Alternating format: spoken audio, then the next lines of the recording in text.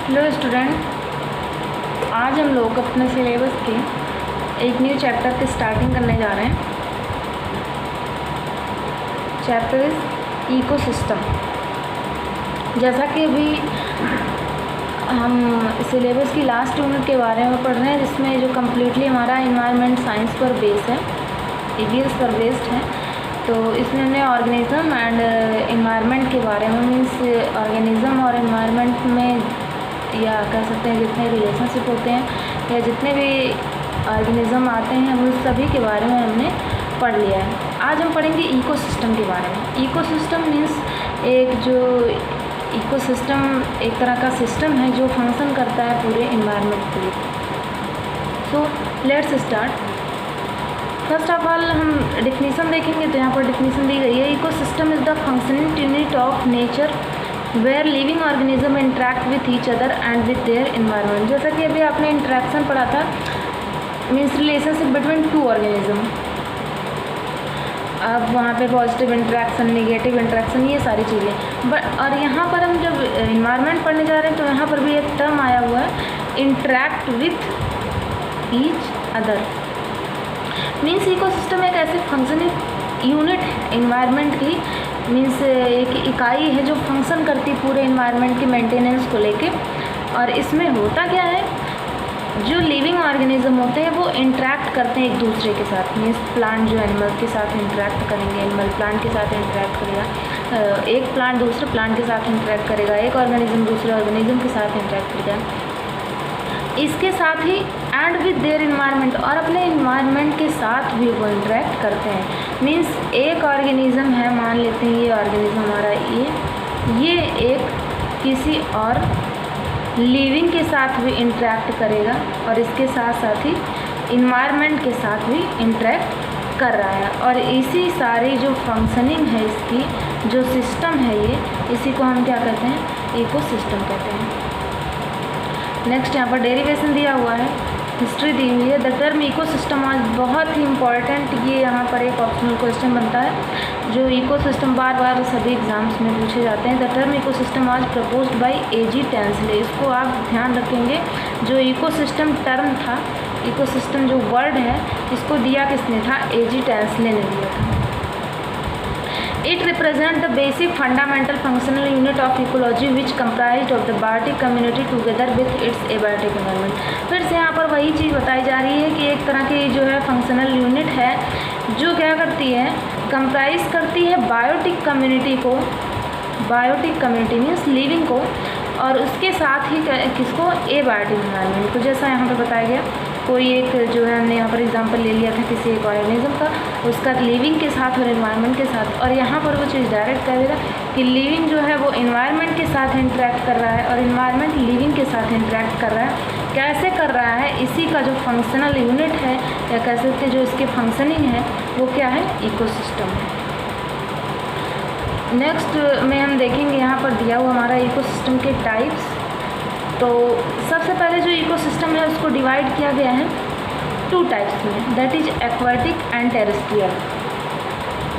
Aquatic ecosystem और terrestrial ecosystem means जो है, इसके बेस पे हम अर्थ सरफेस को कह सकते हैं, अगर टू पार्ट्स में डिवाइड करें तो एक अर्थ सरफेस जो हमारा आता है पूरा टेरेस्ट्रियल, और सेकंड पार्ट आता है एक्वाटिक। मीन्स एक्वाटिक में हम यहाँ पर ये नहीं, हमारा इंटेंशन है कि वो जो है सी की बात कर रहा है, ओशियन की बात कर रहा है, रिवर की बात कर रहा है, सिर्फ और सिर्फ एक्वाटिक, यानी कि अर्थ सरफेस पे जितने भी वाटर पाए जाते हैं, जिस जिस एरिया में पाए जाते हैं, वो सभी एक्वाटिक हैं।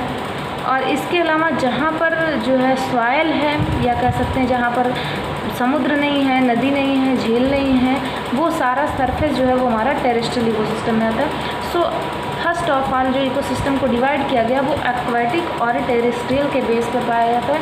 यानी कि अगर आप इसको और अधिक समझना चाहते हैं तो एक्वाटिक यानी कि जल वाले इकोसिस्टम मीन्स सिर्फ और सिर्फ वाटर के केस की बात करेगा, और टेरेस्ट्रियल इकोसिस्टम यानी कि अर्थ सरफेस की बात करेगा। फर्दर इसको डिवाइड किया गया है टेरेस्ट्रियल इकोसिस्टम को और एक्वाटिक इकोसिस्टम को। तो एक्वाटिक इकोसिस्टम को जब यहाँ पर डिवाइड किया गया तो लेंटिक और लोटिक वाटर कह सकते हैं बॉडीज़, यहाँ पर वाटर बॉडीज़ भी हम लिख सकते हैं, वाटर बॉडीज़ और यहाँ पर भी वाटर बॉडीज़, या फिर सिंपली वैसे भी लिख सकते हैं लेंटिक और लोटिक वाटर बॉडीज़ में इसको डिवाइड किया। लेंटिक और लोटिक का मतलब होता है, लेंटिक मीन्स होता है रुका हुआ, मीन्स जो है इस जैसे आप एक्वाटिक को समझना चाहते हैं या वाटर बॉडी जो है वो लेंटिक और लोटिक 2 टाइप्स की होती हैं। एक लोटिक मीन्स जो वाटर जो है रुकता नहीं है, हमेशा रन करता रहता है, मीन्स जैसे नदी का पानी है, कहीं से निकल रहा है और जो है पूरे देश में फैला हुआ है, एक जगह से दूसरी जगह पे बहता हुआ चला जा रहा है, तो ऐसा water body lotic water bodies में आता है। बट लेंटिक जो है जो स्थिर है, जिसमें कोई भी मूवमेंट नहीं हो रहा है, जैसे सी हो गया, ओशियन हो गया।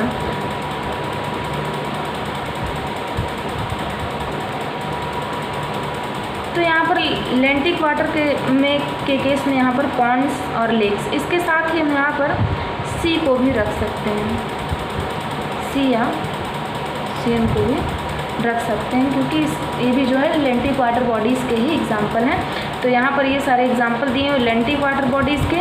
पॉन्ड्स इकोसिस्टम, सी या ओशियन को भी इतना याद रखेंगे कि जो हमारा इकोसिस्टम है, ecosystem A drop of water से लेकर कम्प्लीटली जो है एक ओशियन तक हो सकता है, मीन्स एक बूंद पानी भी एक इकोसिस्टम है और एक पूरा का पूरा समुद्र भी एक इकोसिस्टम है। तो यहाँ पर हमने फर्स्ट ऑफ ऑल जो है लेंटिक में देखा पॉन्ड्स इकोसिस्टम आपका आएगा, सी ओशियन भी अपना एक इकोसिस्टम रखता है, इसके अलावा लेक्स का भी इकोसिस्टम होता है। लोटिक वाटर बॉडीज़ में हम देखेंगे तो यहाँ पर जो है बहते हुए पानी का जो एग्जाम्पल आता है वो आता है, तो that is river and stream, झरना। तो ये सारी चीज़ें हैं जिसमें से हम पॉन्ड्स इकोसिस्टम आपके सिलेबस में दिया हुआ है, तो उसके बारे में एक्सप्लेन करेंगे, आगे पढ़ेंगे briefly. And second is terrestrial ecosystem, बहुत ही इंपॉर्टेंट है terrestrial ecosystem. Terrestrial ecosystem is divided into 3 types, that is forest ecosystem, grassland ecosystem and desert ecosystem. ध्यान देंगे यहाँ पर फॉरेस्ट इकोसिस्टम यानी कि जंगल का एक इकोसिस्टम होता है। अगर हम बात करेंगे फॉरेस्ट की, तो फॉरेस्ट एरिया के वहाँ के इंसेक्ट, एनिमल्स और जो है जितने भी ऑर्गेनिज्म पाए जाते हैं, सामान्यतः अगर आप ग्रासलैंड की कंपैरिजन करेंगे, डिज़र्ट की कंपैरिजन करेंगे और फॉरेस्ट की कंपैरिजन करेंगे, तो हर जगह पे आपको डिफरेंस मिलेगा। ना सिर्फ प्लांट्स में आप देखेंगे तो फॉरेस्ट्री जो होते हैं वो अलग टाइप के होते हैं, मोस्टली जो है वुडी प्लांट वहाँ पर पाए जाते हैं। ग्रास लैंड में आप देखेंगे तो they also contain all herbs, shrub and trees. Desert की बात करेंगे तो ये तो इसका अपना जीरोफाइट ही होता है, इसके तो सारे ऑर्गेनिज्म जो हैं वो अलग ही होते हैं डिज़र्ट कंडीशन वाले। तो यहाँ पर ग्रासलैंड की बात करेंगे तो नॉर्मली ग्रासलैंड में सभी जितने भी आप देखते हैं अपने आसपास वो सभी ग्रासलैंड इकोसिस्टम ही देखते हैं। फॉरेस्ट इकोसिस्टम की बात करेंगे तो ये जंगल के इकोसिस्टम की बात करेगा, जहाँ पे आपको जो है डियर दिखाई देगा, लायन दिखाई देगा।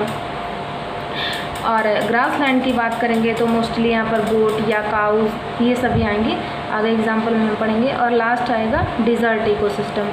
तो ये सारी चीज़ें हैं यहाँ पर जो है इकोसिस्टम की डिफिनीसन हो गई और डेरिवेशन एंड देयर टाइप्स।